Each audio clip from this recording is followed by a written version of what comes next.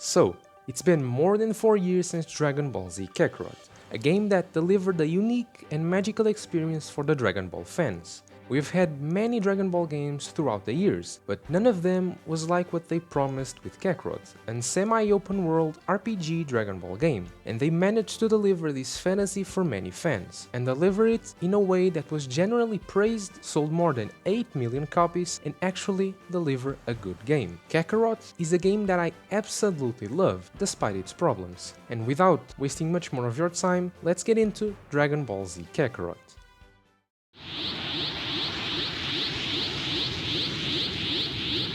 The combat is a huge part of not only this game, but the Dragon Ball franchise on its own. The gameplay of Kakarot is very simple. 10 minutes into the game and you probably know all the buttons and combos. I'm serious, the combos do not evolve at all through the game, not one bit. At least the attack combos, the basic ones, just punches and kicks. The main thing that evolves are your special attacks. The ones you have to unlock by training and then evolve on the skill tree. For example, I love to see the Kamehameha from the beginning of the game, that tiny one that seems huge, and throughout the game, by training it gets bigger and stronger, and by the end of the game it is so huge it almost covers the screen. The progression of power in this game is very well done. At the start of the game you may encounter some enemies on the world, and they give you a tough challenge, but by the end, where our character is much stronger, faster, more powerful, a few hits will be enough. Just a demonstration of how powerful you get by the end. And speaking of characters, you control 5 characters throughout the game: Goku, Gohan, Vegeta, Piccolo and future Trunks. And each one has their own individual skill tree and powers, so you have to train and level up with each character. Is it repetitive? Maybe. Is it cool? Definitely. And for me, those 2 sentences also describe the gameplay of Kakarot. But we also have to talk about the boss fights, and this is the place where they went all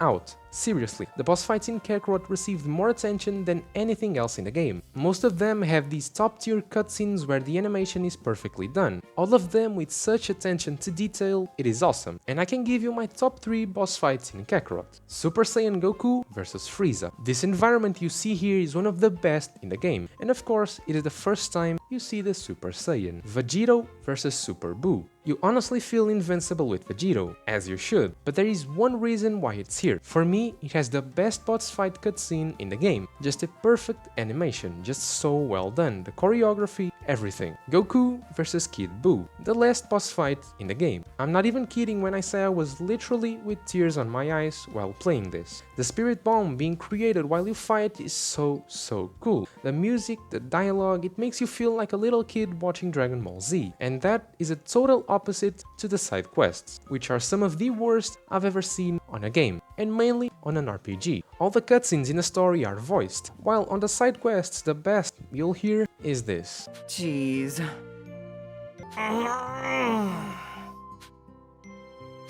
Sure.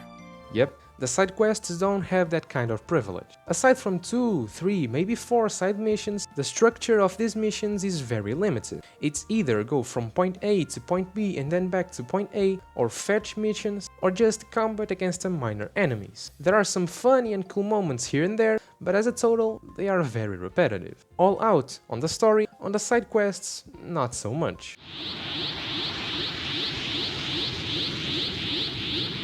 The story of Kakarot is also very repetitive, but that's not because of the game or anything like that. It is because it is Dragon Ball Z all over again, and I love it. Because the main story moments are the best part of the game. Like I've said before, the main moments of the story are joined by some of the best animation we've ever seen, Dragon Ball related. They really emphasize the big moments of Dragon Ball Z. 4 years later, they are still amazing. Even if you haven't played the game, it's still very much worth it just to see them on YouTube. The game basically covers all of Dragon Ball Z. No Super, no OG, just pure Dragon Ball Z, from the Saiyan saga until the end on the Buu saga. It is nothing new, and for a person who doesn't want to watch the huge amount of episodes of the Z saga, Kakarot tells the story in a very good way. You get all of your classic characters of Dragon Ball Z, and almost every scene is recreated for the game. While you play the story, you see it was made with love for the fans. On my first playthrough I got completely hooked to the story, because it was a story I hadn't felt in a long time, and even 4 years later I still have that same feeling. Kakarot is almost a perfect love letter to the story of Dragon Ball Z.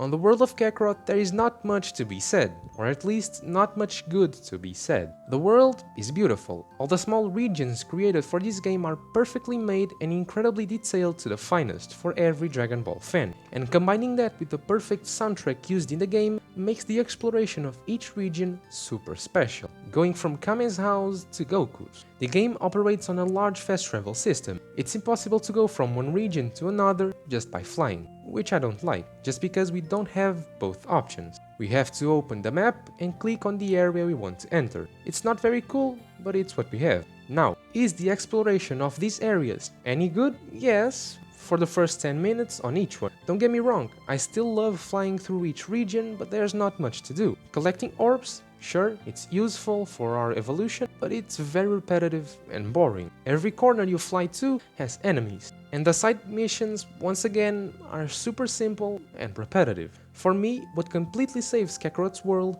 is its beauty, exploring these works of art while listening to the beautiful soundtrack on the background.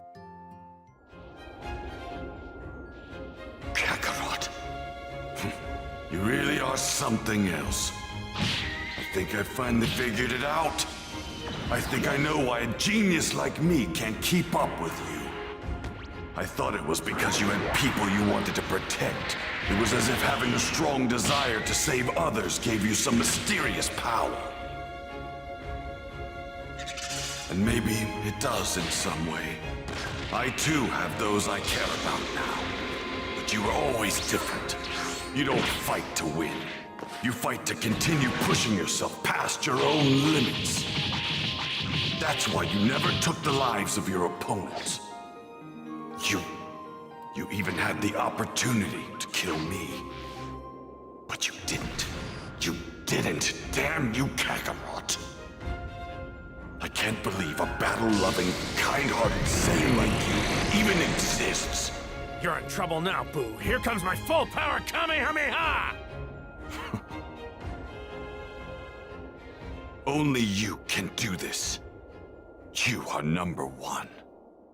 Bringing this all together, Dragon Ball Z Kakarot 4 years later is still great. It's a game in which you'll most likely spend more than 30 or 40 hours if you want to explore well and enjoy the journey. I think it's a must-play for those who love Dragon Ball. There were a few things I didn't mention, but you can discover them for yourself when you return to the game. And it's still a perfect time to go back with the new generation patch, which makes the game even more beautiful and its exploration much more colorful and rewarding. Dragon Ball Z Kakarot 4 years later is still an incredible experience. But if they manage to fix the mistakes in a sequel, it would be so much better and much more satisfying.